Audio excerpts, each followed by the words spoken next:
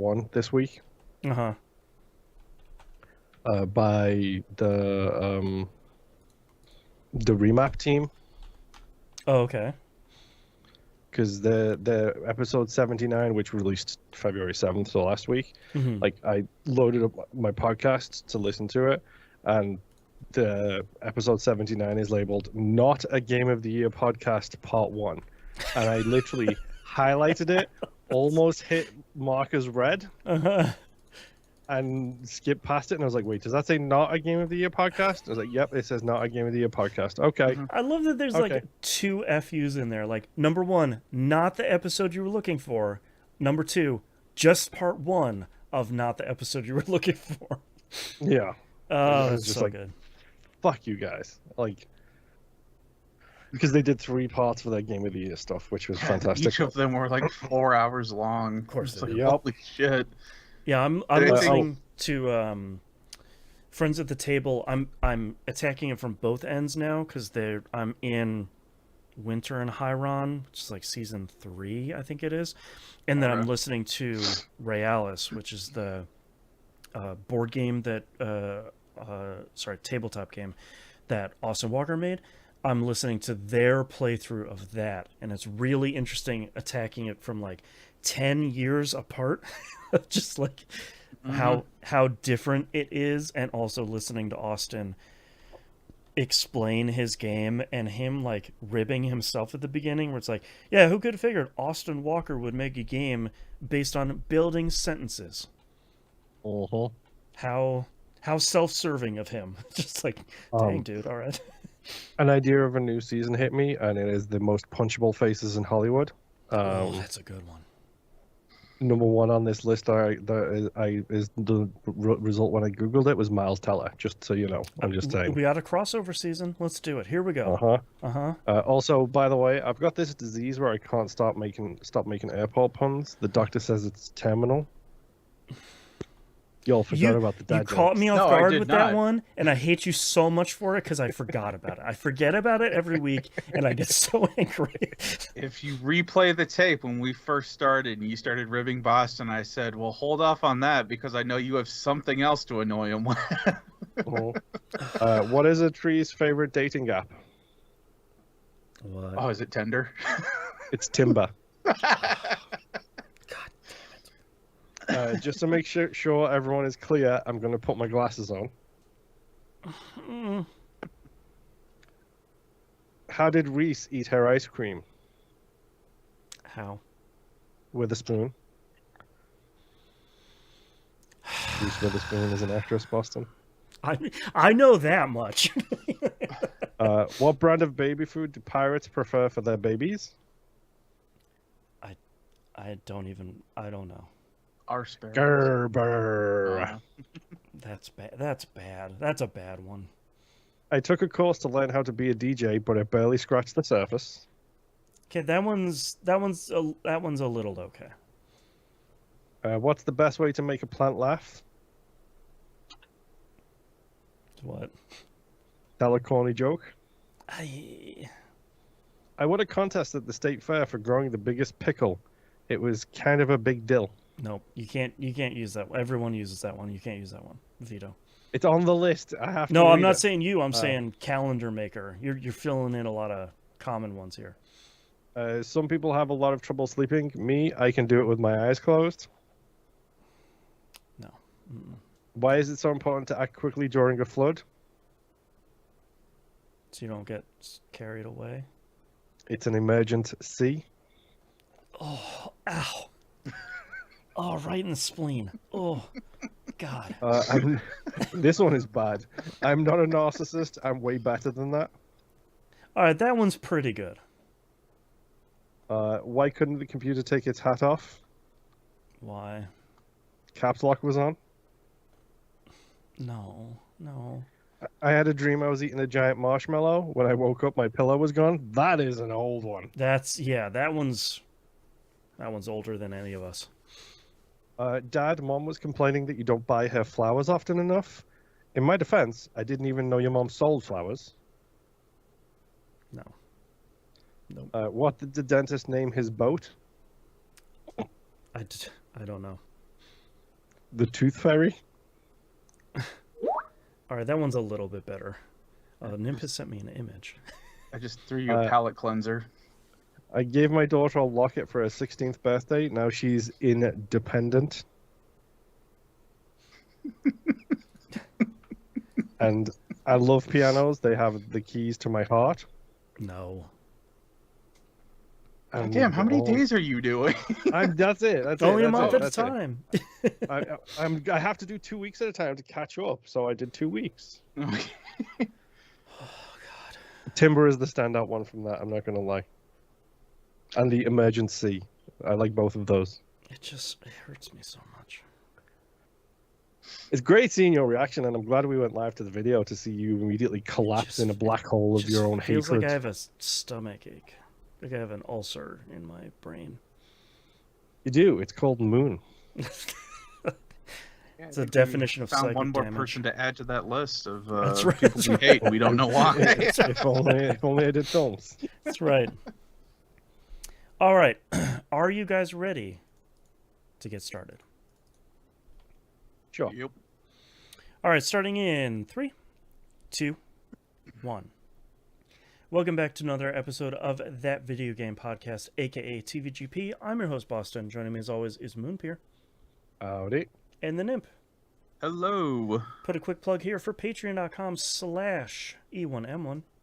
The ones are the digits. You know the deal. $5 tiers recommended one. That gets you everything, including the Outcast. It's the uncensored exclusive audio we have every week about all the stuff we're talking about. We're leveraging a lot of complaints this week. You got actors you hate, drinks you hate, jokes you hate. We got them all. We're just A lot of hatred. a lot of casual, low simmering hatred we got going on. We're finally leaning into the thing that's going to get us money on the internet. Is Exactly. We're just being full of hate. Exactly. We don't hate the things that make us rich, though. So Wait, we're you mean pretty I could okay. be profiting off of my spite this entire time? Yeah, but unfortunately, it goes against the things we actually defend. Like, Yeah, the things we hate don't make money. right, I the have things to we sell love, my soul to like make money. trans people and people of color. As I previously said, we're already woke, so we're broke as we can be. That's right. That's right. Don't sue us. I ain't got the money. Yeah, You get early access to We Roguelike It and Critical Misses. You get exclusive access to the Critical Misses production meeting, which we also sort of have a small one in the Outcast this week as well. And then you get exclusive access to the Wayward Sons, the Supernatural TV show watchcast that Moon and the Nymph are going through. All of that, patreon.com/E1M1. One's E numbers. Speaking of numbers, give us your credit card numbers in the Patreon page. That's right. To be clear, give Patreon your credit card numbers. We cannot be Yes. trusted. Remember, we're Don't broke. put it in our Discord. That's right. Just put We it are into Patreon. Yeah, that's also probably illegal in some way. Anyways, wanted to remind everyone that our Game Club episode for Citizen Sleeper 2, Wayward Vector, is a week later than usual this week. That will be this next coming week. So if you want to check that out, both games are on Game Pass, and the first one is also on PS Plus, so you can check that out. You go play that. First one is great. Second one to be determined when we record that episode. So go check that out. Moon, what have you been playing this past week?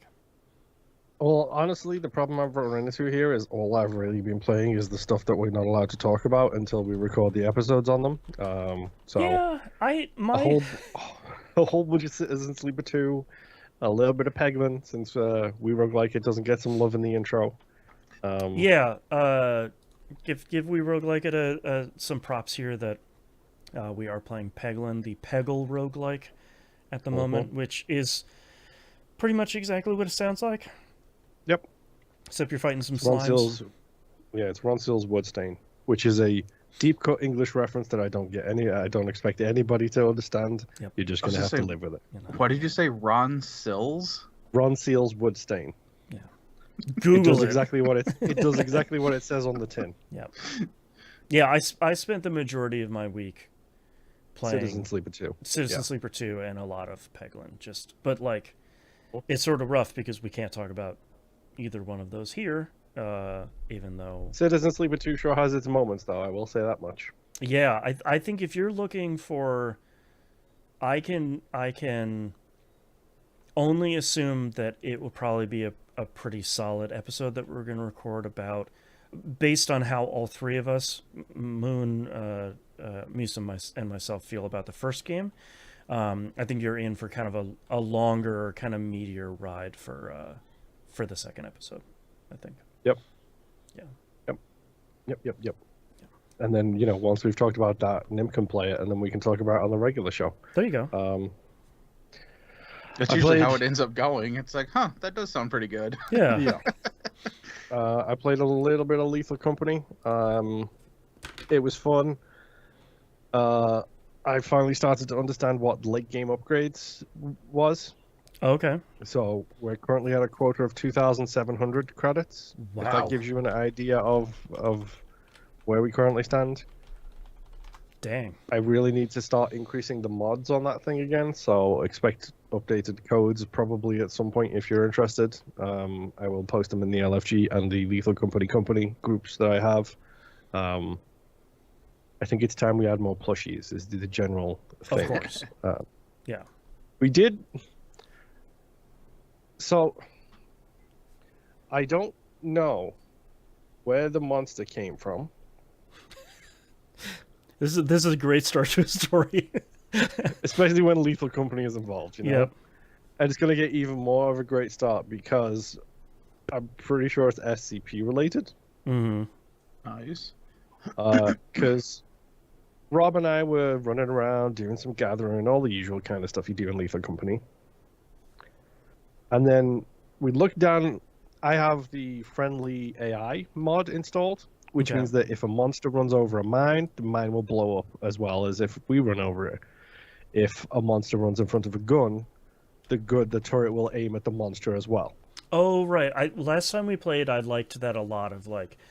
because you'll have a spider chasing you, and then it will put one foot on a teleporter and then vanish, and then all of a sudden you just hear screams from the distance as a spider teleports into a space. I feel like it evens the playing field a little bit between you and the monsters, essentially. Yeah. So Rob and I were in one of the buildings, and there's just a long corridor, and at the very end of the corridor is the big room, the big U-shaped room that everybody knows from the starter maps, with like the stairs that go up and around. So we're in that room. Oh, we're down a corridor, long corridor, looking towards that room, and all of a sudden we just hear turrets firing. Okay. And I was like, why are the turrets firing? Because I forgot that I had the friendly AI on. Oh, again, sure. Boston pulls a video up that's not our video. It's okay. So it's like, why are the turrets firing? And then they stopped, and they started firing again. And I was like, oh, Rob. It's the friendly AI. They're shooting at a monster. I don't know what it is, though. And then this shape comes into the doorway. It's bigger than the doorway. Okay. And it's like a thigh muscle. Like you're just looking at a thigh muscle. Right. And then the thigh muscle rotates, does a full-on Mr. X/Nemesis, and bends over to fit through the door. Oh, yeah. No. X gonna give it to you. It's just charges really fast towards the pair of us. Great.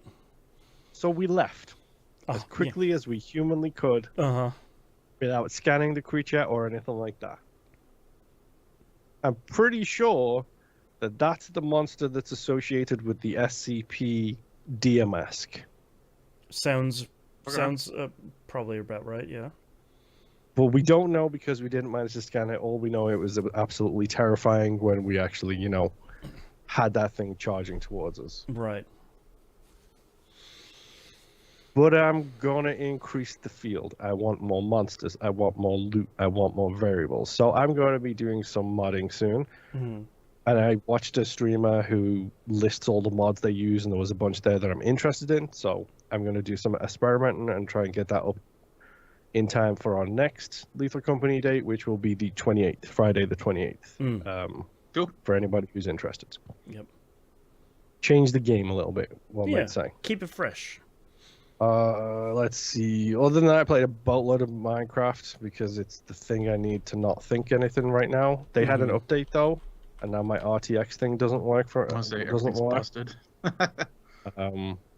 Like the game still works, it's fine. It's just the RTX thing I use doesn't update, and I ain't paying $40 for an RTX mod. Like, yeah, that's from one of these many Minecraft stores that exist.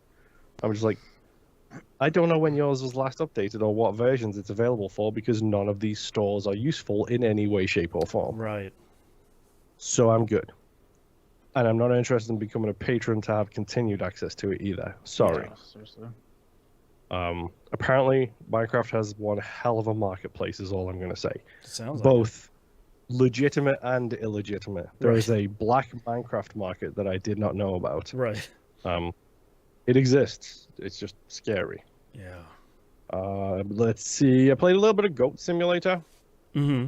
Still working on the first world, trying to get the goat trophies, the goatees, the good trophies. You're losing it.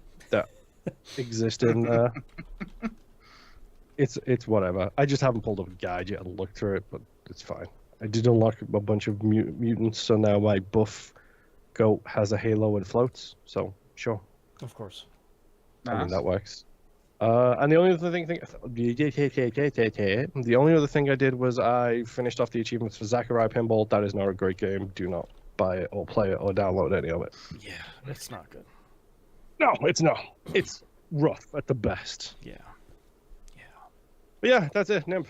I didn't have a lot of time. Take me away. Nice. Well, I can come on this platform and say that I have finally beaten Dragon Age. Oh, Veilguard. nice. Boston had a very concerned look on his face for a moment there. My last episode, I'm quitting. Also, I've stolen all the money. So yes, I was able to push through that. I have a bunch of notes. You eventually get to a point where they try to do like the Mass Effect 2 Last 2 Raw. This is, the final mission. The big mission. Let's do it. You can pick and choose who goes where and who does what. Some of us might not make it out alive. Yep. It was fine, honestly. So before you get to that point, there is when you get to the designated area for that mission to start it, it does have a giant splash screen, which I appreciate. I'm glad most video game companies are doing this. Oh, it's the just like point of no return. Exactly. Right. Yeah, it's like, hey, you can continue on. However, this is going to block off access to the rest of the world now. You are proceeding to the end of the game. I'm with you. I uh, really love that more developers are doing that. The thing that I actually liked more with this, and I took a screenshot of it, is that it specifically says, so I'll read it off to you, because I clicked the mission, and then it says, "Are you sure? This will start your final adventure and permanently cut off all incomplete or undiscovered quests. If you're confident that you've prepared your allies enough to face the gods and take the fight to blah blah blah and blah blah blah." And then it actually has like two little sections just below it that says, "Hey, heroes of the Veilguard, many companions have overcome their personal struggles and will face the coming battles with confidence." Because I went through and did all their side quests and stuff. So it's telling me all of my party members are set. Nice. The next one says allied strength. With your help, most allies will support you from a position of strength. Okay. That's cool. So that made it sound like there was like maybe another thing I could do. Right. But I'm copying it up to the whole thing with the Antiva Crows being all wishy-washy about me setting their city up for destruction or whatever because I didn't help them fight a dragon. So like I destroyed a city or whatever, but like yeah, exactly. Why is everyone so upset about it? And then you get the thing at the bottom. It's like begin now or go back to preparing further. That's cool. And it just bumps you back. So I was like, all right, cool. That's really nice that it even gives me like basically like a status update of, hey, this is where you're at. Your Maybe galactic rethink your readiness decision. is. Yeah, exactly. Yeah. Um, it did get brought up again about how I've completely failed this one city, and everyone there hates me. And it's like, I swear to God, I'm gonna raise this city myself when we're done. You bring like, it up one more time. One of you. Yeah. Oh boy. All right. So once all of that happens, there is, and I'm not going to spoil anything. Besides the screen that I just read, I'm not going to spoil anything story wise or anything like that. There is a plot twist at the end of this that caught me off guard. And then once my mind caught up with it, and once they kind of gave like this flippant explanation for it, it was like, oh, F you. No, this is stupid. Like, why did you even try to do this? Why are we doing this, man? Yeah. It could have been great. Like, for a brief moment, this was on par with BioShock's twist that I'm also not going to spoil, because BioShock 1's twist is something that I have so high up on a pedestal that I will never spoil that for anybody because it is just too awesome. And they almost had this until, like I said, they did like this hand wavy thing of, oh yeah, no, it's been this way. And it's like, oh, so they like couldn't fully commit to it. Correct. It's a bummer. And it kind of soiled it for me. Yeah. Like, I was just like, okay, that's not great. I don't like this now. This is stupid. That was a massive spoiler that I almost said out loud, so I'm just going to scroll Anyways, past the bad guy is. No, but once you do beat the game, they do kind of allude to the fact that throughout all of the Dragon Age games, there has been a specific power that has been making all of these events happen. Oh, okay. But they don't say anything about what that power is, what's happening with it. It's just it's like the MGS, Metal Gear Solid ending of "Thank you, Mr. President" kind of thing. Although you don't get you don't get a Mr. President at the end. You get the entire speech before that, and then it's just done. So you have no clue who this narrator is now that you've never heard of before, or what they're referencing. What the secret power is? It's the filthy mages. That's right. Something. That's right. But so when they started laying out like events that happened in Origins and then in Inquisition and at Kirkwall and all that, I'm like, oh, that's actually kind of cool. And how the events that happened in this game are tying into this potential overall event that had never been touched before.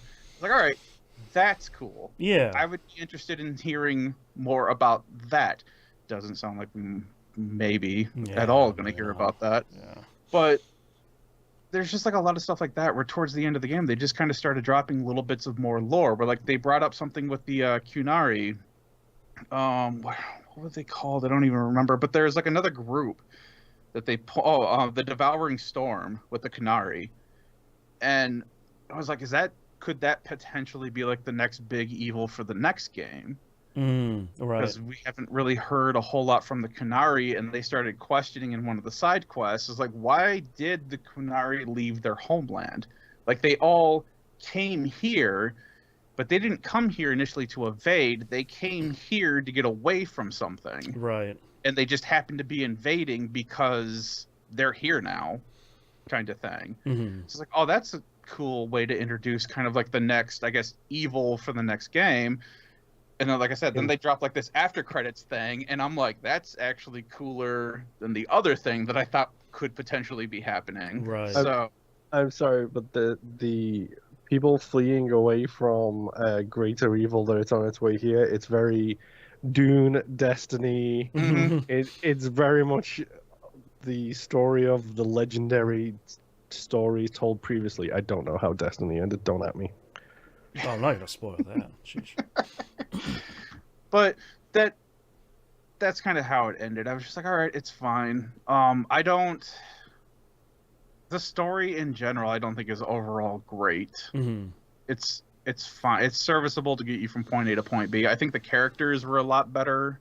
I think a lot of the in-between between the characters was way better than a lot of the story that I was getting.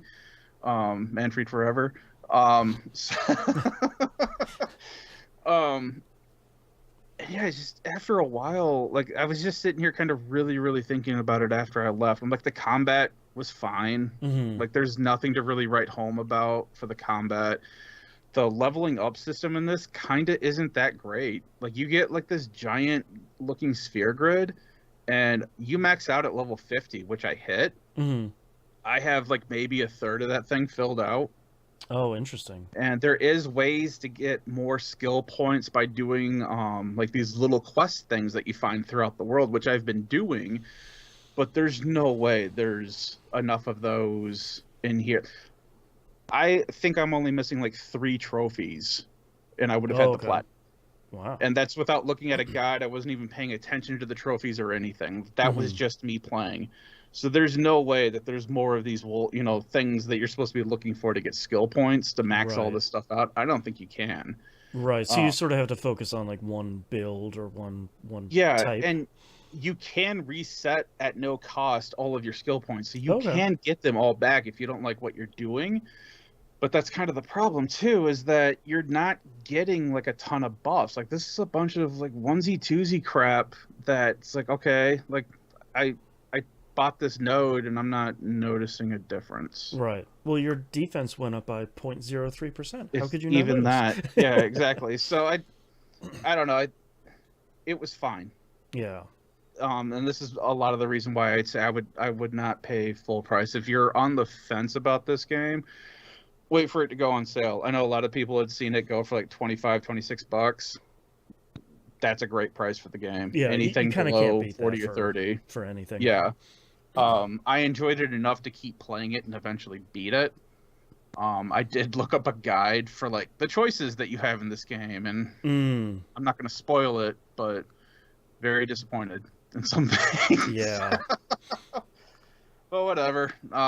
Maybe one day get another one. Maybe. Yeah. Kind of sounds like we won't for a very, very long time. Yeah, so not, unfortunately. So my next game that I played, Star Wars Outlaws. Oh yeah. Yeah, Daybreak 2 has not come in the mail yet. So you know what? I'll just start Star Wars Outlaws. Why not? This has been interesting. Obviously I'm not playing day one, so I have all the whatever the current patches as of this recording. So I'm not running into like all the stealth issues that everyone initially had. Yeah, they've been. If anyone hasn't been keeping track, Ubisoft heard pretty loud and clear about all the complaints that people were leveraging pretty early on, and have been working, from what I can tell, pretty hard to fix some foundational issues in the game. There was a bunch of stuff that they shoved out because they needed to fix it before it released on PC in December or November, December, whichever. Early January, something like that. Yeah, they Yeah. put out a very big patch, and it's like, also, by the way, around that same time it's coming on Steam. Please don't rate us poorly. Thank you. Yeah. So I can say right now, I'm enjoying the game. It's fine. It's cool. I enjoy. We all are usually used to playing as Jedi in a Star Wars game, but I don't mind not playing as a Jedi. Yeah, more should be less. Like Yes, we should exactly. be Yes. less Jedi games is better. yes. Yes. Because I would kill for a Knights of the Old Republic 3 game, or but anyway, so. You play as I guess like a scoundrel, basically, whose name is Kay. And Kay has it looks like an axolotl. Right. I don't know what it actually is, but its name is Nyx. And it's her little buddy companion that follows her around, and you can actually give orders to Nyx. You can tell Nyx if you hold down L1 You everything kind of grays out a little bit, and you can see things that you can have Nyx interact with. So like people walking by, you can tell Nyx to, hey, go pickpocket that guy. And Nyx will run over there, and all you have to do is hit L1 at the right time, and Nyx will grab whatever item that dude had and run back to you, and now it's yours. This is really awesome because if you want to take items from someone, or if you happen to need like a key card from somebody and you don't know who has it, you can just sit there and send Nyx out to pickpocket tons of people, and it never flags you as stealing stuff. Oh, interesting. Because Nyx is immune to the enemies, noticing it. They don't notice a little fella. Exactly. Yeah. They do react to it though, because there are times where you can have Nyx like attack or do something else, and he'll run up on like their back and then do like a backflip off of them, and so that'll get their attention. But like it doesn't like cause an alert or anything, which is kind of funny. But that is the best part, is getting it to steal. Like if you see an item that you want, but it's flagged where it's like, if anyone sees you take this, you're instantly going to get, like not necessarily a wanted, but like people are going to start coming after you because of it. You just send Nyx over there to fetch it. Right. And Nyx will grab it, come back to you, and you can grab it without any issues at that point. It also has a really long range, so you can send Nyx to go get something down an alley that you don't want to walk down, and you can keep walking to where you were going, and Nyx will just catch up with you with the item. Oh, nice. Okay. So you don't have to stay there. As long as it pops up and you send them, you're good to go. You can keep doing what you were doing. So that's been a lot of fun, stealing a bunch of stuff from everybody. And like I said, you don't need to hide to have Nyx do this. It doesn't impact you. You can have Nyx distract enemies, where you can tell them, hey, go around to the other side of the enemy, so that way they turn their back on me, and then you can run up on an enemy and do like a stealth attack on them. All right, cool. That helps out a lot. Especially since your pistol, you have starting out, you have two different versions, or I guess like two different energy types with this pistol. It's your standard blaster, and it's also got the stun blaster setting on it. Stun blaster is great. It is basically a one-hit kill, even though it doesn't actually kill, but like that, whatever you hit with that is just permanently knocked out, so you don't ever have to worry about that person again. The problem is though, is that it takes forever for it to recharge. Like I'm talking a minute 30, 2 minutes. Jeez. Yeah, they don't want you using that a whole, or they don't want you relying on that a whole lot in the beginning at least, which sucks, because while it makes the cool noise, it's also silent somehow, so no one hears you shoot it. It's just exactly. It's just somebody just drops, and then everyone gets alerted, but nobody knows where it came from. But if you shoot them with your normal, pistol, everyone hears it. Everyone knows where you're at. It's like, all right, that's kind of weird. Yeah. Speaking of video games, red barrels do blow up, and you can send Nyx over to detonate barrels. That's good. That's fun. And a lot of times it will... What usually ends up happening, if it's close enough to a group of people, when you have Nyx set it up to detonate, everyone will walk over there because they hear a noise, and then it'll explode. So you just took out like a whole group of people. That's pretty fun. It is very satisfying in that way. What else?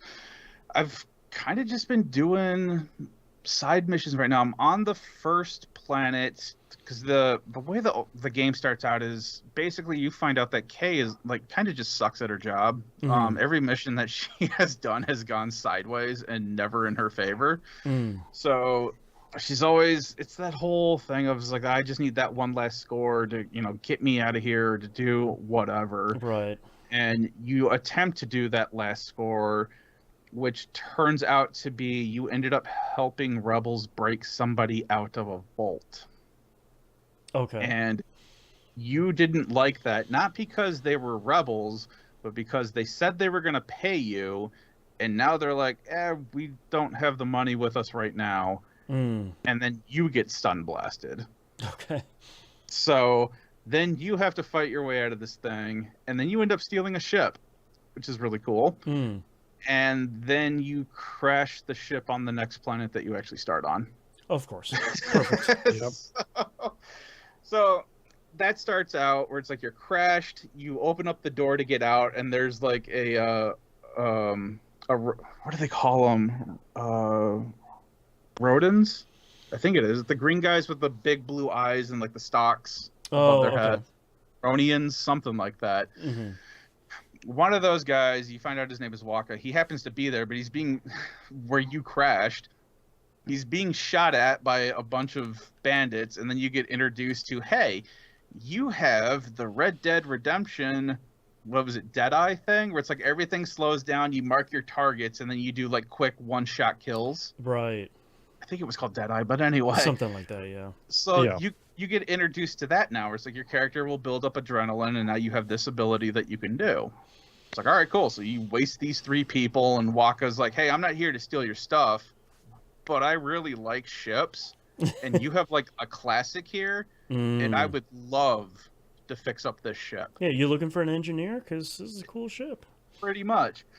And so she's like, all right, fine. What do you need for this? Mm-hmm. And he's like, well, I don't know. I have to take a look at it because you crashed it into the side of a mountain. It's amazing that you're still alive and this thing is still in one piece. So let's take a look at it and see what's happening. And this is when they tell you, it's like, hey, go to this town. I'll let you know, I'll radio you to let you know what parts I need. Take this speeder that's been sitting here this entire time that you didn't notice before, and that'll get you to town faster. So it's like, now I have my own little speeder motorcycle thing. The best part, and kind of the crappy part of the speeder, is that you can summon the speeder like it's a horse. Oh, okay. She literally puts her fingers to her mouth and whistles, and the speeder comes. Nice. I don't know if this is an ability that you get later, but you cannot mount it as it's driving at you. You have to wait for it to stop before you can mount that's the annoying. thing. It is. I'm sorry.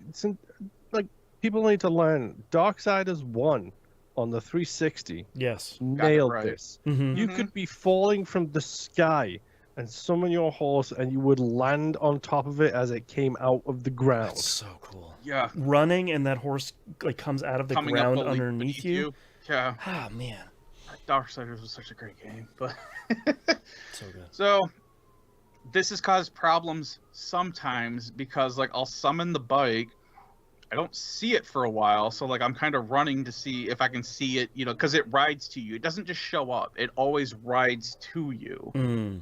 So I'm like looking around for it, and then I finally see it coming, but it's going to the location that I originally summoned it at. It's not coming to me specifically. Oh, sure. So now I'm trying to summon it again to have it actually come to me, which I think confused it, Right. and then it ran me over. Perfect. Ubisoft. Yeah, I'm like, all right, whatever, cool. Eventually, I got on it. It controls a little wonky. Like I think I have to play with the controls a little bit because it's a little. I'm sorry, my daughter has a friend over. I feel like it's a little too tight. Just gently controlling it because you can go pretty fast, and the next thing you know, you're trying to weave through like these valleys and stuff. But like, just touching the stick to the left, all of a sudden, like you're going full on left, and it's like, no, I just needed an adjustment. I didn't need like a full on, leaning. So that's a little weird. That may be something I'll have to play with. And this game has like a ton of accessibility options. Oh, nice. So I'm sure there is something in there that I can just adjust it a little bit and it'll be fine. Yeah. But you get really fast with that bike, and I just unlocked a boost for it as well, so now I can go even faster on this bike. Oh, dang. So it's been a lot of fun. Right now, I'm going through. We got our ship fixed. I needed to get fuel injectors. The hyperdrive still doesn't work because what hyperdrive apparently does work in any Star Wars related product. Nothing ever works. But I do have to go up to space to do something for someone. That's all I know. So that's the next thing I'm going to try. I have been doing a lot of different side missions. I kind of like how the leveling works with this. There isn't an actual level system per se. It's the old like Far Cry system of, hey, do like go talk to like these 5 merchants and then get this like kind of fabric, and now we can build you like an armored coat. So now you have more health. Oh, okay. So you're doing stuff to, you don't, it's not like Yeah, get to level 7 for the armored coat. It's like, no, you got to go out there and do stuff and talk to people. And so like the first, they call them oh boy, what did they call them? I don't even think they call them maybe contacts. There's like a whole list. It looks like there's 9 of them. There's like 9 contacts that you can eventually find. The first one you get right off the bat, and that one makes it so that way when you talk, or what was it, you had to knock out like 3 unsuspecting people with like a 1-hit knockout, and then it unlocked the ability for fast talking. And fast talking gives your character like a couple of seconds where if they get caught in a restricted area, she can quickly like blurt out a bunch of stuff, which kind of confuses them, and it gives you enough time to just disappear before everything goes into like the wanted, or, you know, alert status or whatever. There's another ability that's like, hey, take out 3 people who are under the effect of fast talking, and then you will unlock this ability. Interesting. Okay. And there is some of it, especially with like the vehicles and your weapons, there is a lot of it's like, and have, you know, this many credits or have these materials and you'll be able to upgrade this thing. So I'm kind of liking that. I'm glad they went with that instead of just like a flat leveling system of, hey, yeah, get like 90 XP for unlocking this door or whatever. Reach level 5 in fast talk. Yeah, it just makes it look and feel a little bit better. All your clothes that you can put on, they all do something different. I have a vest on right now that I just equipped on them that makes it so that way they take less projectile damage. Oh, okay. And the holster that they have on allows my character to carry 4 grenades now instead of 3. And I saw another holster at a shop where you can carry 2 stems instead of 1 stem. Okay. Kind of thing. So, and then the boots and the pants, leggings, whatever, I forgot what they specifically call it, but like it makes it so that when I'm crouched down, I walk faster and I don't make as much noise. Okay. So there's a lot of that going on.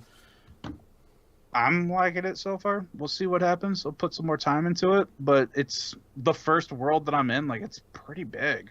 Okay. Like the map, it breaks the map down where it's like, hey, this is the local level of the city that you're in. And then you just kind of pull it out, and then it's like, this is the planet that you're on and the area that you can go with your speeder or walk around if you want. And then you just keep pulling it back, and it's like, and this is the space outside of the planet. This is what you can do with your ship. And that's the stuff I'm about to go check out now. So it's really cool. I'm liking it. I'm a huge dork for Star Wars stuff, and I really like I was saying earlier, I really like when we get these side things where it's like, you're not a Jedi and you're just here to uphold the peace. Like, I'm seeing like all this other back end stuff where it's like, hey, this is what the Imperial prison block actually looked like, because you know you're in there being held and now you have to figure out how to get out of there. Well, and it's nice too that it seems like it's different than like, here's a third person shooter we're making. Like, it's more stealth focused. It's more like kind of striking an enemy and then, oh, I've alerted people, so let's hide in the grass to kind of get away. Like, it's not just like pew pew pew pew pew lightsabers. Which it can be, because enemies do sometimes drop their weapons. So you only have your blaster. That's the only thing that you have on you. But like, there was a stormtrooper that I took out, and I got one of their I forget what it's called, but their standard blaster.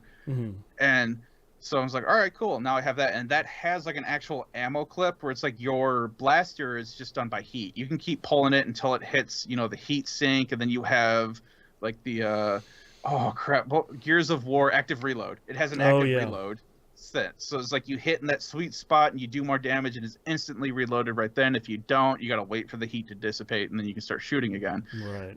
With the weapon that the enemy dropped, that just has an ammo count, and it's just, it doesn't give you like an actual number. It's just like a half circle next to your aiming reticle, so that way you can see how much ammo's left in that clip, and then that weapon's just done. Okay. There was a sniper rifle that I found from one of the scouts that was like a hold and charge and then released to shoot sniper rifle, which was kind of cool. I only used it once. because it has the GTA wanted level thing where, and this is like the last thing I'll touch on with this game, everything is about respect. So it's like I got the Pikes, who else do I have? The Red Suns, and I think those are the only two that I have right now, but there's like 2 more gangs that you can eventually get, or like criminal syndicates that you can get reputation with. They all own areas. So if you're in good standing with them, you can walk into that area. They're not going to bat an eye at you. However, if you have poor or further down stats with them, reputation with them, you walk into their area, they will shoot you on sight. Interesting. And it's a constant push-pull of, and I think this part's kind of annoying. When you complete a mission, every mission that's had to do with reputation at all, at the end, I've always had this choice of, do I complete the mission for like the huts? That was another syndicate. Do I complete the mission for the huts, or do I cross the huts? They won't know it. They won't get mad. But I turn this information into the Pikes, and that will increase my reputation with the Pikes. Oh, okay. It's like, okay, yeah, that's fine, but it's kind of annoying that every mission so far that's had to do with reputation, I always have like this twist at the end. And I'm like, we started this game with you having like the worst possible luck ever, and you're sitting here already trying to double cross me. Yeah, you're like wheeling and dealing. Yeah. So there are different levels and bars that you fill in for the reputation, and once you get to a certain point with them, you start getting items, and you'll get certain costume outloads that you can equip and other things for that. But right now, it's like I'm in good standing with the Pikes, the Reds, and the Red Sun, so I can walk into their areas and not get shot. But if I still go into their restricted areas, it's still just like normal. It's like they'll start shooting at me. Oh, okay. So it's just like trying to maintain a balance of that. The Empire, however, if you walk into one of their restricted areas, doesn't matter. You get like a GTA wanted level, and you get like this big like wanted thing that pops up, and you get like the little Imperial marker on them. And if you make them angry enough, they will send TIE fighters after you. Oh, jeez. Okay. And your speeder apparently doesn't go that much faster than a TIE fighter. Okay. But it was cool. It was also really cool hearing that screech coming in the distance, where it's like, I know that noise, and it's getting louder, and they're shooting at me. Yeah.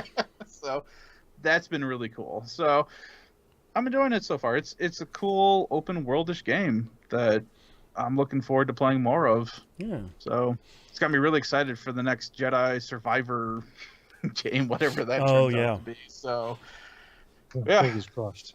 Yeah, seriously. But yeah, Star Wars Outlaws, fun so far. That's all I've been playing this week. All right. I spent just a little bit more time with Metaphor ReFantazio. I started exploring. When you get done with like the prologue area, you get one of those walking ship things that you use. The Striders or something? Yeah. So you get those, you get introduced. There's like a very long sequence where you get introduced to the pilot, essentially. I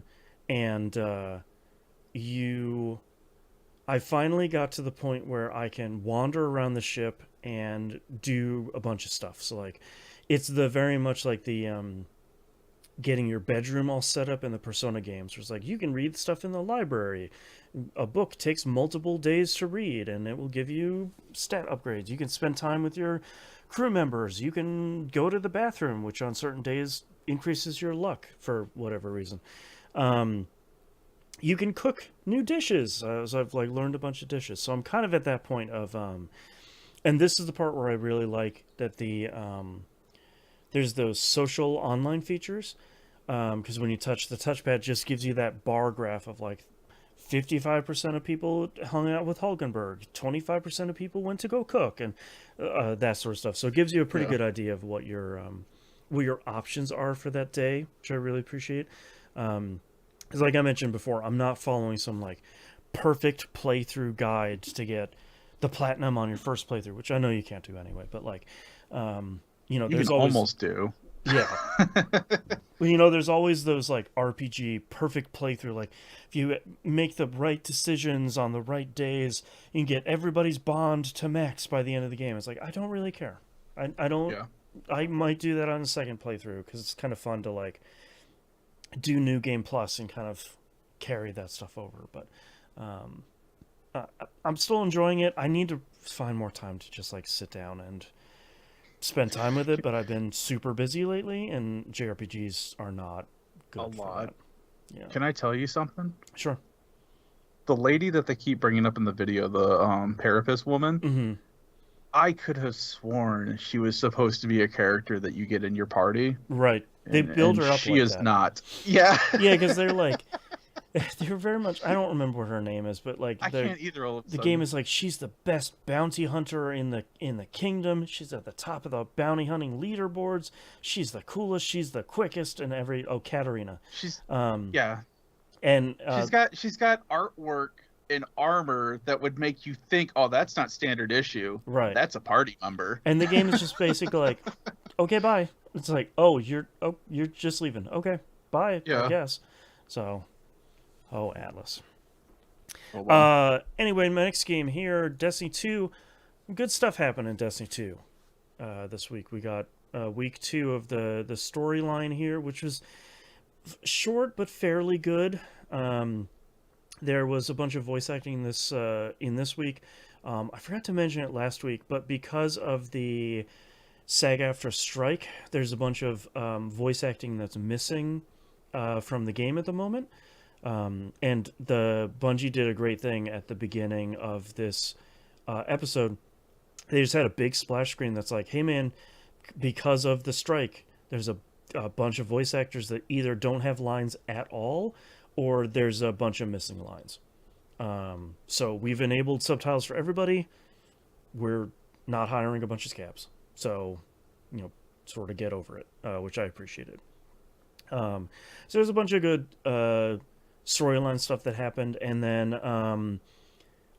as it goes, every once in a while, there's a secret mission that popped up. One of those things of like, someone posts on Reddit of like, hey, has anybody seen this thing in the game? And then it turns out to be a secret mission. This is a pretty cool mission that leads to an exotic called Barrow Dyad, which basically looks like if a xenomorph was a gun in Destiny. Nice. Which is incredibly cool. I liked this one a whole lot.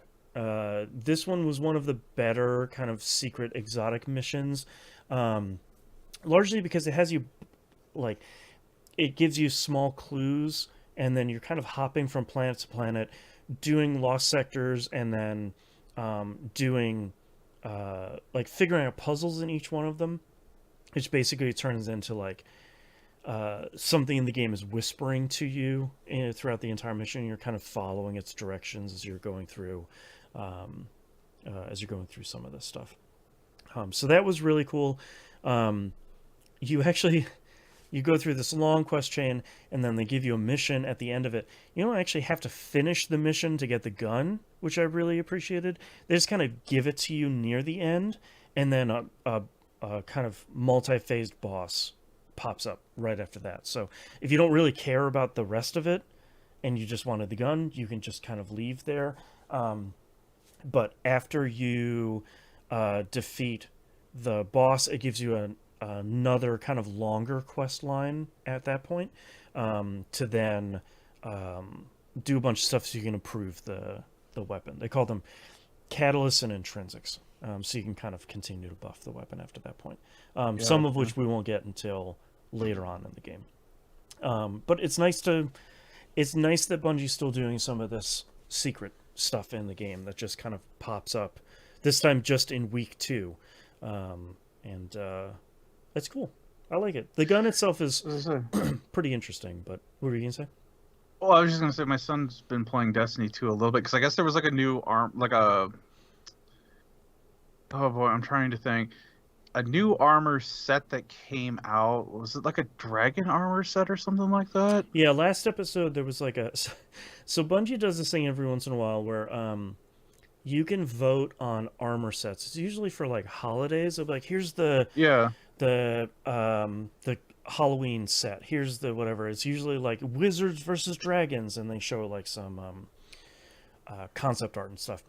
What they've been doing now is the set that wins will get developed and released during that event, and then the one that loses basically will come out 6 months after that. So it's because a lot of people were like, I'm glad this set won, that's really cool. This other set looks really cool though, like you should also release that. So the last episode, this like really cool kind of dragon wing looking set came out. Yeah. And I think that just got released last episode.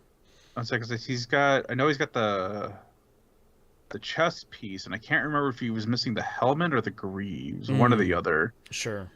But yeah, he's been working on that, and kind of Destiny related.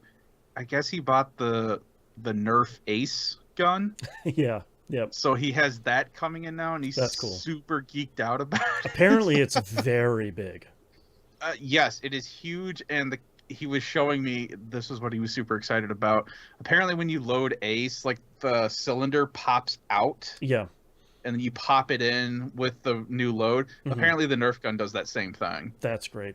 You also he's stupid excited, and yes, like he can't buy the Gallahorn. So yeah, that's not right. But I think no, you're talking about huge Nerf guns. I'm just saying. Yeah, the G-horn back there. I think just like the Gallahorn, though, I think in game they give you an ornament for the game with the Nerf skin. So it's yeah. He said it was supposed to come with like a code or something for him to use I think it comes in the game in too. the box. Yeah. So. Yeah. There's that too, but he is stupid excited about how big this gun is going to be when it comes in. Very big, so that was pretty exciting, and then Bungie revamped Trials of Osiris this past week. So nice. Getting into Trials, originally how it went, ever since I'm going to really distill this. So if anyone else is playing Destiny, like, well, that's not actually just. Come on. Essentially, you purchase a ticket, and if you get on a 7-win streak, so 7 wins, no losses, you go to the Lighthouse.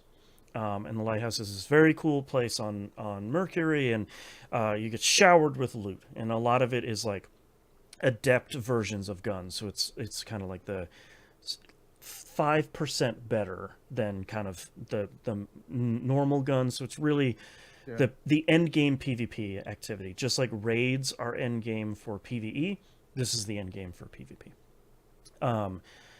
But that's a really frustrating experience for anybody who isn't like an ultra sweat, because for you to go through 7 winning games in a row, that means 7 other teams have to lose. And if you lose, you don't go to the Lighthouse, which is kind of like the pinnacle reward. That's always why I disliked Osiris. I loved the idea of it. Yeah, it's a very cool idea. Yeah. But I never really played it that much because I'm okay at PvP. I'm at the 1.0 to 1.5 KD. I'm bad at Trials of Osiris because I'm bad at playing my life. So like I'm way too aggressive. I'm always pushing. That's not how you play the kind of like 3v3 stuff. I really, really, really like this new system. So they've taken the system and they've tried to make it a little bit more like Iron Banner, which is their kind of like a time-limited PvP system that comes in the tower every once in a while.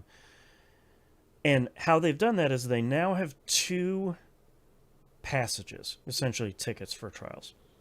One of them is you don't go to the Lighthouse at all on this passage. You're just playing. Losses don't really count. Wins get you loot.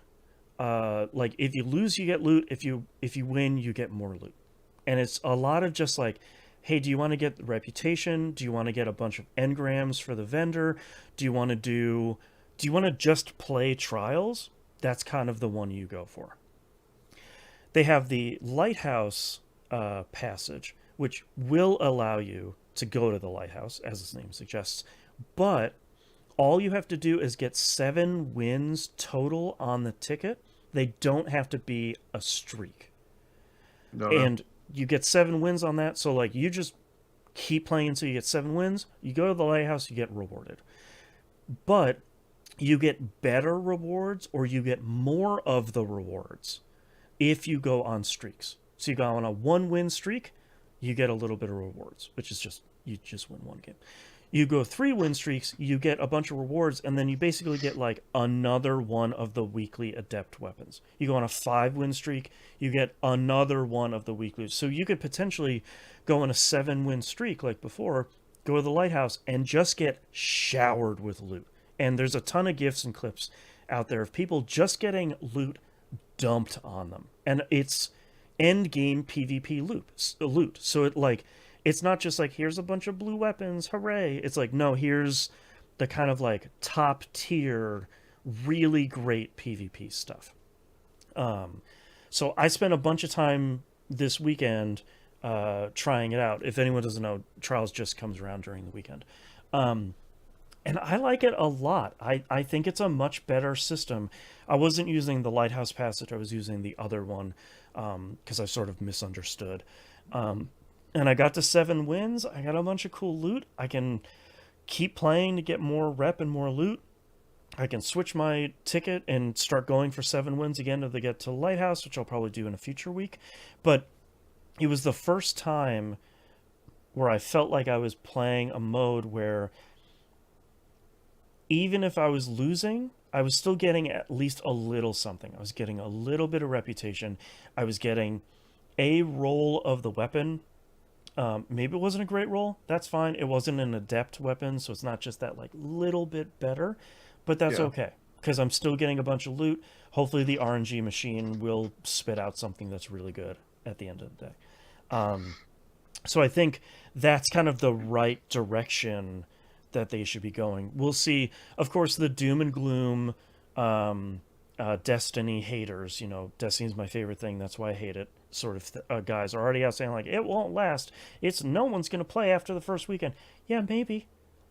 We'll just see what goes on after this first weekend. You're making it too easy for casual players. Well, it's also like the self-fulfilling prophecy of like, no, more people won't play it if like pissy babies like you are saying, well, no one's going to play it after this first weekend. Well, stop saying it and start saying like, well, I'm going to keep going in because the loot is great and I had fun playing a video game. That's, if you're not having fun playing a video game, stop playing it. It's not your job. Why are you playing? Yeah. So I liked it. I thought Destiny had a really great week. Destiny 2 has been struggling for a while now, so it's fun to kind of get a 1-2 punch that wasn't negative for a while, and like especially some of it being, here's a cool exotic mission that came out, and then hey, we redid a PvP thing and it turned out I think to be really good. So that's cool. I'm excited to check out future weeks of Trials of Osiris, which is a thing I have literally never said in my entire life. So I think that's kind of a win overall. All right, one more game here. Civilization 7. Oh, wow. I got this for free and haven't started it yet. Yeah, my wife, sorry my wife about it coming out. We played a lot of Civ 6 together. And she said, oh, there's Civ 7 coming out. We should buy that. I said, okay, sure. Thanks, library sharing. Appreciate it. So purchase that. If anyone's like a new listener to the show, here's how my wife and I play Civilization. We turn off every other AI. We play just the two of us, and we don't attack each other. It's really just the let's explore a generated world and create trade agreements sort of thing. It's the filling the bars game that you so desperately love. Well, also like when I play 4X games, the thing that I don't like the combat. I don't like the like wheeling and dealing, like bring your needs before the council stuff. I really like expanding, and I like exploring, and I like managing resources, and I like managing my citizens, and I like the tech trees, and I like all that stuff, but I don't like my army clashes with the other army, that sort of thing. That's the thing I don't really like. Plus, we don't like playing stuff where we compete against each other, because that's just something that doesn't work out for us. So that's what we're hopping into Civ 7 with. I'm sure there's a tutorial in the game. We haven't seen it because we're playing multiplayer. First impressions of the game, the UI is horrific. I don't know what they have done here, but it's getting into a multiplayer game was way more challenging than it should have been. They thankfully have lobby codes now, so you can just say, like, here's the multiplayer code, put this in, it will bring you into the lobby. You don't have to, like, invite a bunch of people and add them to your 2K friend list. And, like, also 2K, you're not a big enough publisher that I care about to have an account. Stop doing that, please. Seriously. All of them need to stop doing that. Yeah, everybody needs to not. The number of inconsistencies there are in the UI is really frustrating on controller, because we're playing this on PS5. Half of the menus, you do all of your stuff and you hit X to accept, and it closes out of the menu. Half of the other menus are not interactable, and you have to hit triangle to get out of them.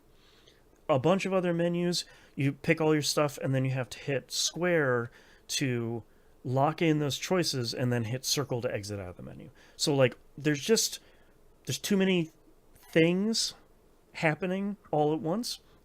But I like what they've done with how it shows you the things that you need to do during your turn. So in the bottom right-hand corner, there's basically like a giant circle. It kind of looks like a dial that was in Civ 6. But now that displays all of the stuff that's in your queue for that turn. So if you have one thing on there where it's like, pick your next tech, there'll be one icon on there. If you've got 7 things that you need to handle, there'll be 7 little icons on there. And then once you're done with all that, you hit triangle to say you're ready for the next turn. Thankfully, you can hit triangle again to unready yourself for the turn, because half of the time you're like, yeah, I'm ready for the next turn. No, wait. And then you have to, like, oh, no, I got to fill up my queue with a bunch of other stuff. Okay, now I'm ready. So, like, I like that you can do that now. How cities grow is really weird this time. So when you played Civ 6, your city would grow by an additional tile in a random direction every X number of turns. And I never remember like if it's population or if it's food or it's gold or whatever. I never remember. I'm not sure, like, Civ expert. This time, cities will grow one tile every X number of turns, but you're specifically placing that tile. So you're picking which hex you want to fill with your next tile. And depending on where you place that, it automatically builds whatever building would be on that tile. So if you looked on Civ 6, you'd capture the tile, and let's say it had sheep on there, you would send your builders over there to build a farm. Or it had a cave in there, you send the builders over there to build a mine. In Civ 7, you expand your city onto that tile, and it automatically builds a farm, a mine, a woodcutter, like an ironworker's building, or whatever. And it's just taken care of at that point. You don't have any builders. So that's interesting. I don't think it's inherently bad. It's just interesting that they're kind of taking one level of, like, not necessarily gameplay, but like almost kind of busy work. They're taking one level of that away. So that so far has been interesting. Runs like a dream on PS5. Looks really great. You can navigate rivers now. That's like kind of a big deal in the game. I think we played for 45 minutes, an hour maybe in our play, and a lot of it was like, you know, when you're playing a game like this that you've played for a while, you're kind of like, oh yeah, I have to make this decision. Yeah, blah blah blah. I'm like moving through menus very quickly. This is very much like, oh, each turn is taking us a while because it's like, oh, what is, okay, that's what this menu looks like now. Oh, this is how I fight another arm. Okay, okay, cool. This is how I combine armies. Okay, neat, neat, neat. Like, there was a really fun interaction where I think I'm playing the Mayan Empire. We just set it to random. And I had a commander unit that I sent out in the field, and then I had a army unit, I think it was like a melee unit, that I put on the same tile, and I combined them. And once that happened, the commander unit got down and like pulled out a table and unfurled a scroll, and then was teaching, like on the field there was an animation of him teaching the units based on this scroll, and you could see him like fake sword fighting and pointing at the thing and like drawing stuff. So there's some kind of fun interactions there. A lot of people have a lot of feelings about this game overall. I'm not really at the part where I can say yay or nay, this is a good game or not. But I think early game, it's already a significantly different game from Civ 6. Whether or not that's a good thing sort of remains to be seen. So hopefully over the next couple of weeks we will get deeper into a turn. Oh, I forgot to mention, one change I do like, instead of BC and AD, it's now BCE and CE, which I greatly appreciate. Thank you very much them for putting that in finally. But it seems cool. It looks great. The soundtrack is great, which is like kind of half of what you want Civilization to be anyway. But it seems cool. I'm excited for us to kind of dig into. We've played a lot of Civ 6 as kind of our like playing something together that we don't have to 100% pay attention to, and we're not competing, but we're kind of like having fun expanding faster than the other. So I'm hoping that Civ 7 can kind of be that sort of thing. So seems cool so far. We'll tune in future weeks for more impressions, hopefully. You guys are keying each other's cars. And... That's right. That's right. All right, that's all I'm playing this week. Let's take a break. Yep. I gotta add Civ 7 here to my list of things I've played this year in my 2025 top 10. Back. Guns under Citizen Sleeper 2. Civville. Nope. Civ. I forgot to talk about all the Intel BS I had to go through. Because I bought this computer, I forgot what they call it, but it was basically like the Intel, thank you for buying, here's some games. Oh, it's always like a gift pack of like, here's one brand new game and like 3 other games you kind of don't want. Yep. So this one, it wouldn't tell me what the games were. Like, it just said, hey, you have this game bundle code. And I'm like, I didn't get an email for this or anything. Like, I could see it on my account with iBuyPower, but like, I don't know how to use this. Like, I haven't received anything. So I reached out to their customer service. They got back to me, sent me a link. I go to this Intel website, and of course, I did it on my old computer because I was like, oh, I'm just going to get this, and then I'll get the code and I'll redeem it later. Yeah. No, Intel wants to download a piece of software to run to verify that my machine is a genuine Intel product. Exactly. Make sure that my machine was eligible for this. I'm like, you gave me the code. Right. It's eligible. I bought the thing. Yeah, so I had to stop that, go out to my living room because that's where I had the new computer at, go there and redo everything. I had to make an account, which is stupid annoying. I had to give them my phone number so that way they could send me a code to authenticate that I was who I said I was. All this other dumb BS that I had to go through, and then I could finally put in the code and see, oh, hey, I'm getting Civ 7 for free. Okay. The other thing that I got is I also have the new Assassin's Creed Shadows. Is that the new one's coming out in March? Okay. Yeah, that's pretty cool. That one's through the Ubisoft store. Load up another launcher. Here we go. Yeah, which, I mean, I have it, but so I had to clear that. The Civ one's through Steam. So yeah, so I had to boot up my Ubisoft thing, and then now I have that set up. So I'll be playing that when that comes out. That's which I was cool. not.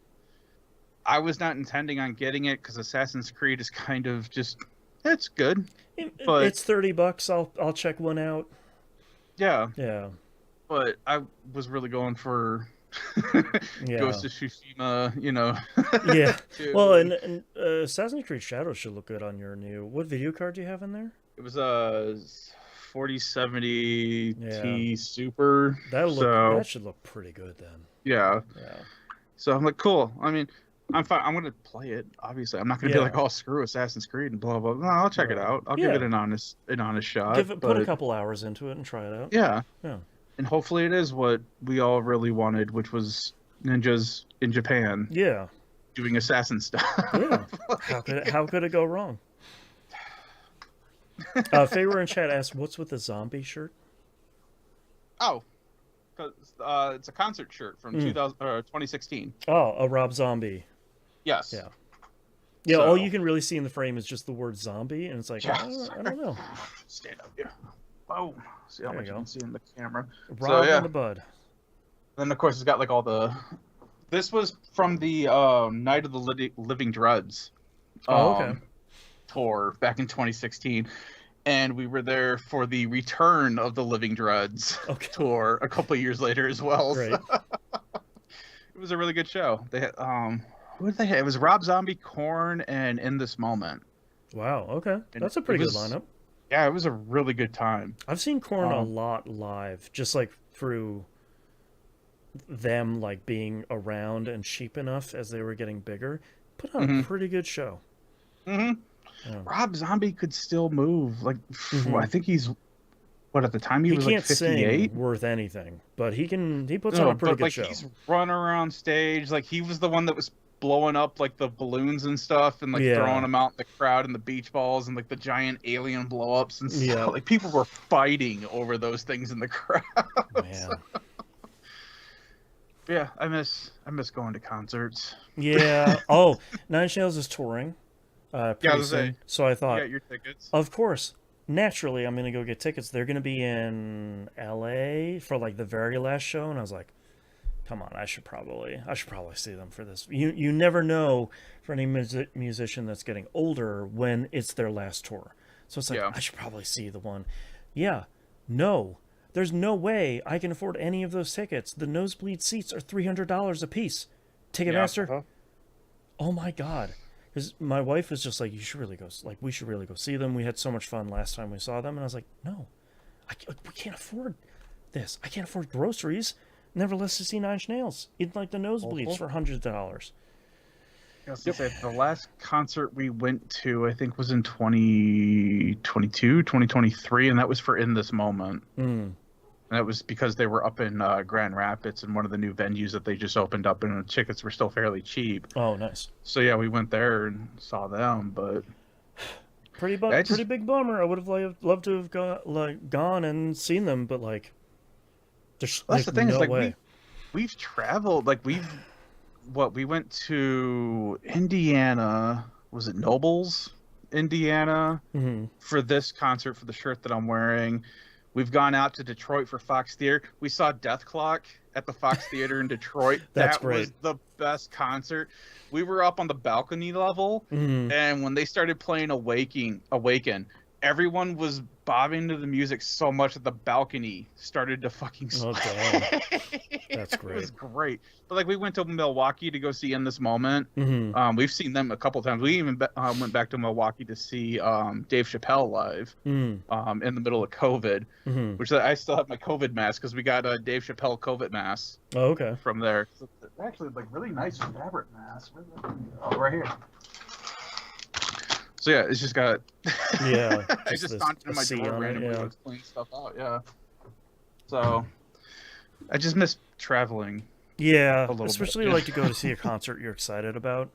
Yeah, I just you can't. go and just spend a little bit of extra money just to kind of screw around. And, Yeah, go see somewhere cool. Yeah. Yeah. But whatever.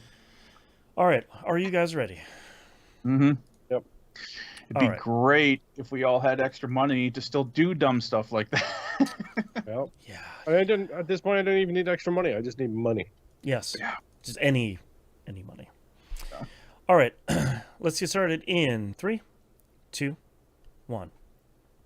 Let's talk releases for the week of February 16th, 2025. Avowed comes out on series consoles and PC. That is Game Pass day and date. This is Obsidian's newest RPG. They will remind you themselves this is not Skyrim. Don't expect a Skyrim out of this. I am genuinely surprised at how well this has been reviewing. Everybody has said they're having a blast with it. And people will probably say, yeah, of course, it's an Obsidian game. Yeah, it's like a 50-50 shot. As much as I love Obsidian, let's be honest here. And people seem to really be enjoying it. It's reviewing super well. People are having a blast. So I'm pretty excited to check this out someday. It sounds like it's an Obsidian game through and through. I also like that it seems to be on the same scale as Outer Worlds, where it's just a shorter. It's still like at least a 20-hour experience, but it's not a 120-hour experience. Yeah, exactly. Not that I have any issues with that, but we all have lives, and not every RPG I play can be 120 hours. It's just not how it goes. So Avowed seems pretty cool. So if you've got Game Pass, check that out. If you've got a PS5, probably check that out later this year, I'm going to assume.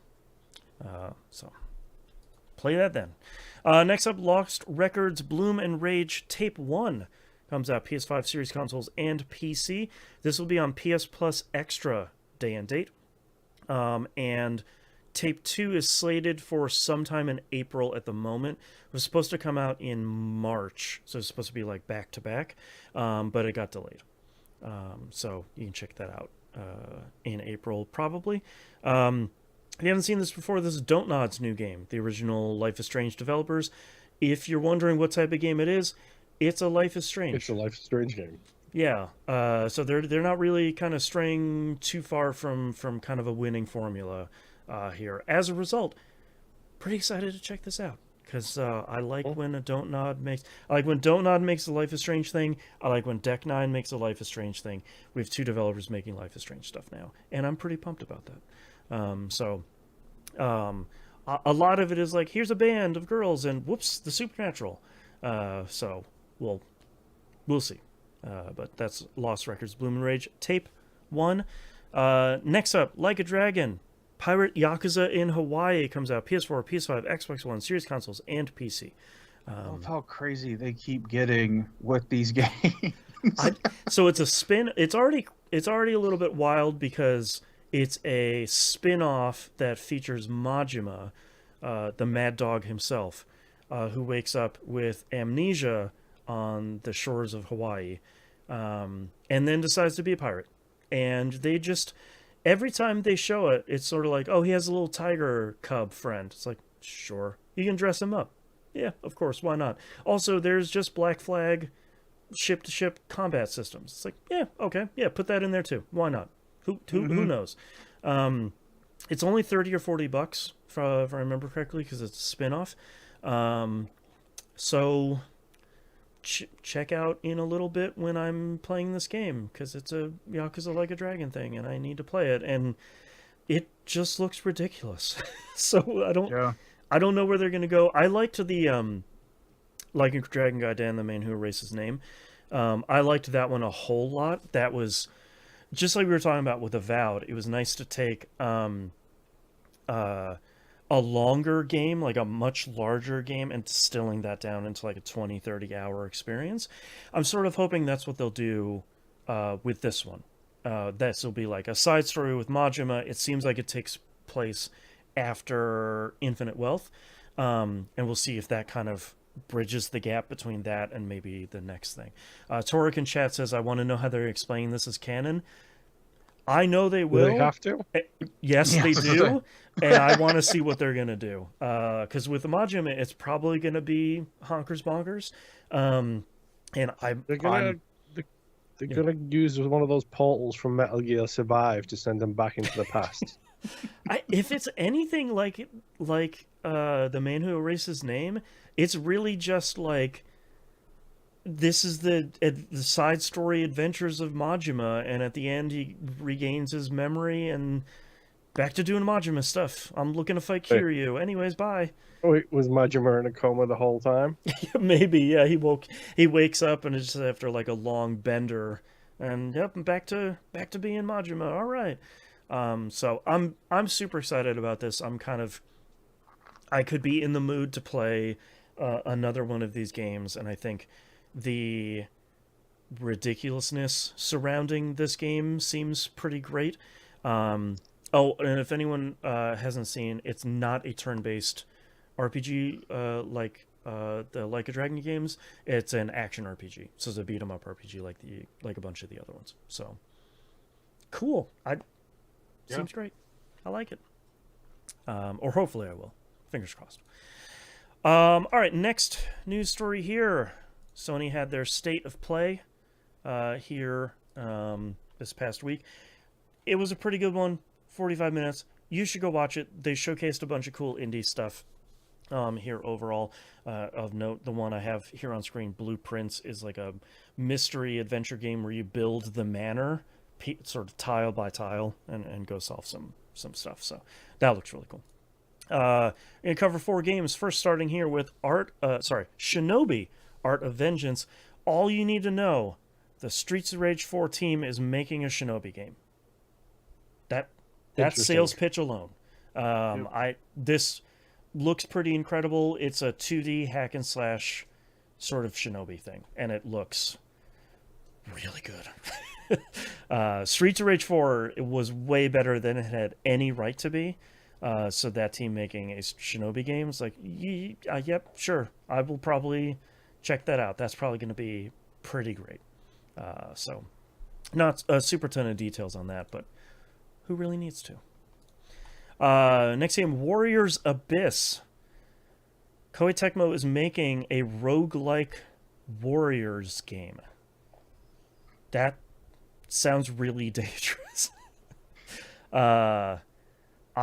This seems like a really great pairing of just doing like a roguelike mode where you're hacking and slashing thousands of dudes. So that seems like it could be a problem for another show that we run. What if this turns into their version of a Bullet Heaven game? You're just selling me even more here. Yeah. So that looks pretty cool. As we've said before, we are definitely not the Warriors guys, but I think if there's potentially a cool entry point into that series for me, it certainly is a roguelike. So that could be pretty neat. Warriors Abyss. Directive 8020. This is Supermassive Games' new game. They make Until Dawn and The Quarry. They're making a sci-fi space one of those. So it's got a bunch of pretty famous people. They've scanned them in Kojima style. They're torturing them in space. Gonna make decisions. So that seems really cool. I'm happy to see them branching out into kind of space horror. Looks like there's a lot of body horror stuff in this trailer of just people melting and being disfigured by some cosmic horror. Probably it's space, so it's probably like it's Dead Space. Yeah, it's cosmic horror or an infection or something like that. So I think that looks really great. Not a game I'm ever gonna play. One, because I'm a chicken, but two, I am terrified because I'm a chicken. So that's cool. I like seeing Supermassive making more stuff in this game. This game looks really good. They did some good people scanning on this one. So I'm excited to see what that turns out to be. Last but certainly not least, the big one, the one I wanted to talk about here, Soros. This is Housemarque's new game. Guess what it's a sequel to? Returnal. They're making another one of those. The Impossible Dream. Hey, we literally not 2 weeks ago we were talking about how we're never gonna get a roguelike with a budget ever again. Yeah, we'll never get another AAA roguelike. But guess what? Should I Housemarque is play doing it Returnal? again. Yes. Okay. It's fast, but Returnal's it looks incredible. it is difficult and it is fast, but when it No, it's not, eventually Boston. clicks, Pay attention to the comments. yes, yeah. When it eventually clicks, it's a really great game. But Returnal has been on my PS5 games list, Mhm. and I've just never pulled the trigger. I know you two speak highly of it. Yeah, it's I know really good. Boston's dying on the hill for that game, and then got Yeah. Moon into playing it. And I know Moon's like, actually, Yeah, it's really good. I yeah. did it for the show, and it's on the PC. So Yeah, I'm just saying, you want something to put your PC through its steps, that's right. That's true. It yeah, it looks may not really be a bad good idea on PC. either. Yeah, Yeah, and it's got a really good benchmark feature too. that's true. That's true. nice. But yeah, it's just a CG trailer. They have a bunch of spinning orbs that are coming at you, sort of Returnal style. And Housemarque is like, yeah, we're making another one. It's like, great. Can I pre-order now? How much does it cost? What does it take for me to get into this? So this will be the game I'm probably not going to shut up about until it comes out next year. So strap in for a long year of me not shutting up about Sorrows. Have they said that this is a direct sequel to Returnal? No, but Okay. they're basically saying, they're essentially saying that it's like a spiritual successor. So, Gotcha. and a lot of the language they're using is like trying again, getting up and not quitting. Failure is a part of it. So, Yeah. very much the language around Returnal of like death is part of the game. So, I was just gonna ask, without spoiling it, does it make sense that it's a male main character instead of a female main character now, kind of thing? But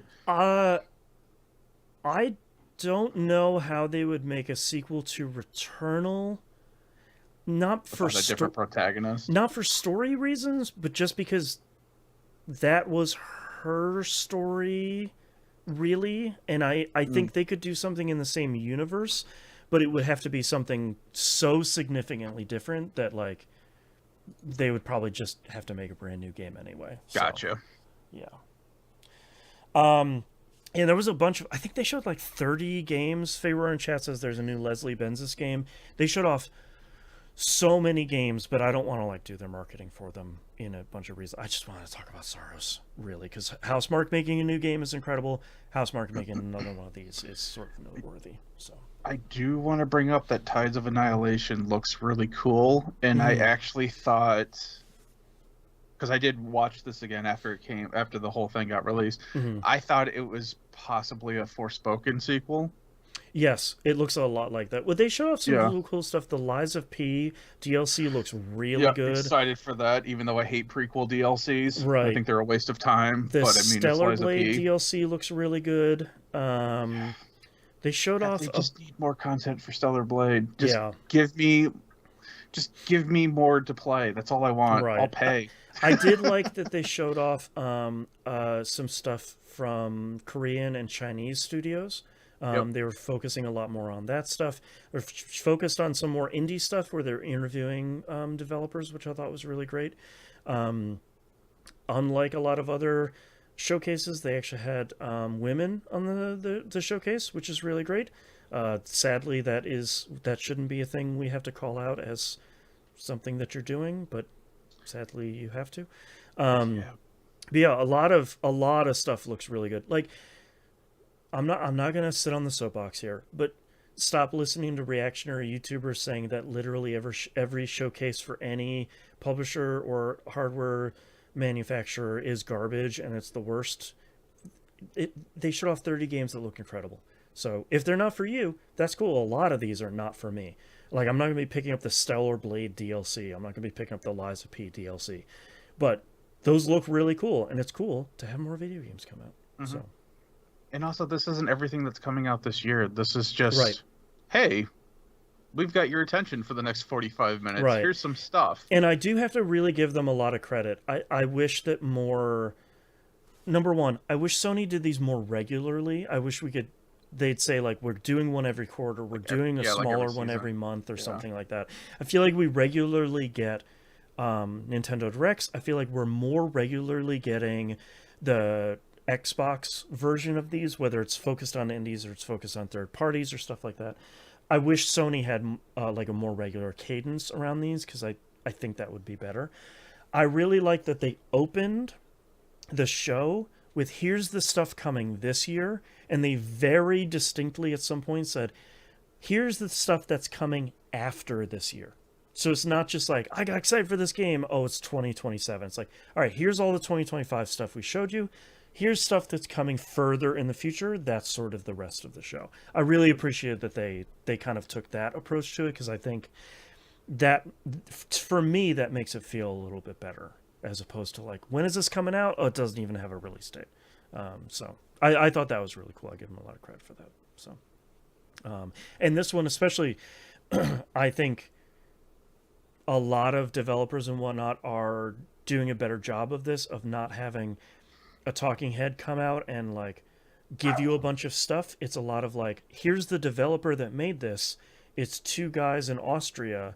I'm going to let them talk about their game, as opposed to like, here's the CEO of PlayStation, blah, blah, blah, blah, blah. Like, nobody really wants that. So I think all of these direct style things are doing a better job of like, here is the one person making this game. We're going to give them a minute or two to talk about it. I also want them to stop doing that for Randy Pitchford. I will have one negative about that. The comedy duo of Randy and Randy, never again. Borderlands 4 looks really not great. I just like, if you're going to come out with a Borderlands 4 at this point when 3 was poorly received, you got to come out with like, here's the new stuff. Here's why Borderlands is cool. Here's why you should be interested. And they're just showing more Borderlands. So that was kind of a bummer. That's my like one negative here of the show, is sort of like, if you're going to give, it's great that Borderlands 4 is coming out this year.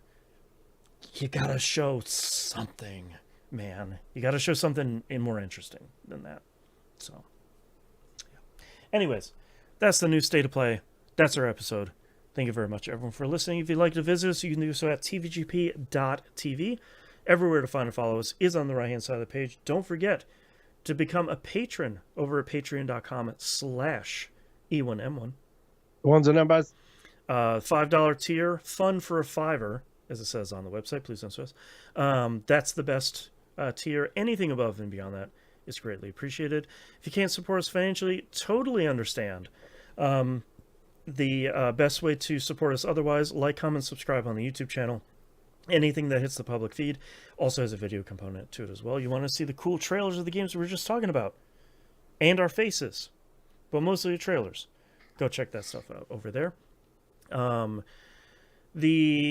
Please don't follow us on social media. All social media sucks. We're posting more on Blue Sky. I'm trying, at least. If anyone can get an auto poster, if that works at all with Blue Sky, out of the 5 I tried that don't work at all, that would be really great. That would make my life a lot easier.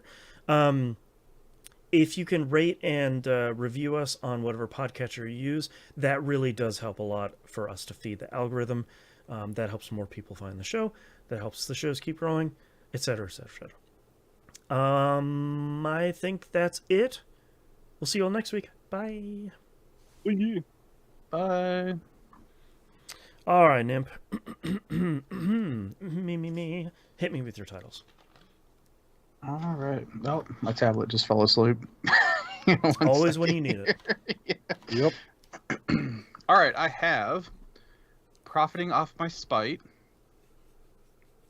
Ron Seal's Wood Seal, Woodstain.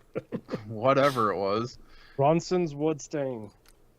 It's Time We Had More Plushies. I'm pretty sure it's SCP related. The Goaties. That's not standard issue. That's a party member. I'm bad playing my life. And Cities, or How Cities Grow, is really weird. Moon, what do you have? SCP related Black Minecraft Market. It's the Filthy Mages and Summon the Bike. I have It's Time We Add More Plushies. I don't know where the monster came from, a space axolotl. Look, my plushie shelf is full. It's true. It's at capacity. I have a cute little chipmunk right here. There you go. Can't add any more. You can add more xenomorphs. No more plushies. Plushie xenomorph, though. Maybe. I've got like 4 xenomorphs I need to put on this shelf too. There you still, go. and over that side of the room is the popcorn bucket. I need to find space for because that thing is big. Yeah. Oh, did you get the alien popcorn bucket? Yes. Oh, Nice. I saw pictures of that thing. Yes. What titles are we feeling here? I don't have anything. It's time we had more Nothing's plushies. jumping I out. think was the shared one here. Yeah, I'm fine with that. Moon just Not left. really Moon feeling just left. anything. Went to go get his alien popcorn bucket. Oh yeah. There it is. Yeah. Whalen Yutani popcorn bucket. Little buddy on the side. That looks really cool. That does look pretty cool. Hold on. Does it light up? Oh dang! Oh man, It does light up. I almost swore just I have to find something from that shelf that fits in there. I was gonna say stuff one of your alien plushies in there. There you I go. don't have any alien Put the plushies. chipmunk in there. There you go. Nature's greatest killer. There you go. Chipmunk is being saved by the canister. That's right. Awesome. It's another good reason you should watch the video version of this. Oh, you got different light settings too? No, it just looks different depending on Oh, where okay. it is. I was gonna say they went all out on that thing. Yeah, no kidding. It's a fancy popcorn bucket. Sounds like we may be doing It's Time We Had More Plushies. Yes. Go. Okay. Circle in it. Let me know when you're ready.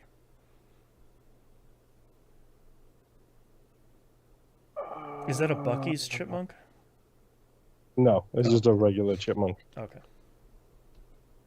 Hold on. No, open again. I need to turn them around. There. Now Framing that is important. seems- Yes. Framing is important. Nice. I put my little Lethal Company guy in there because that Perfect. seems the most appropriate. Oh, Okay. I think I have something. I'm kind of ready, I guess. The shelf is really full though, and it's never on camera, but I do Oh, yeah, have a that's a shelf up there capacity. literally full of plushies. Dang. And the chipmunk was on this side. Right. And there's still more to go up there is the problem. Dang. So, like, I'm going to have to move some of this shelf. Like, I have a cactus plushie right there, who you can now see. Hmm. Nice. Right next to the Xenomorph bookends, which need to go up there. My Bucky's plushie is on the other side of that same shelf. Like, we had a lot of arranging to do, is the key lesson here. Yeah. All right. Yeah. Are you guys ready? Yep. Sure. All right. Starting in 3, 2, 1. This is That Video Game Podcast, episode 904 for February 17th, 2025. It's time we add more plushies. The shelf is full! The shelf is full! You more of a Webkins? You kind of looking at a gun or maybe some Squishmallows? Squishies are so soft. It's Squishmallows for unreal. life, son. All right. Thank you very They're much, so soft. everyone, for listening and watching. We greatly appreciate it. Moon and I have 2 more episodes to record, so we'll see you next week. Bye. Bye. Bye.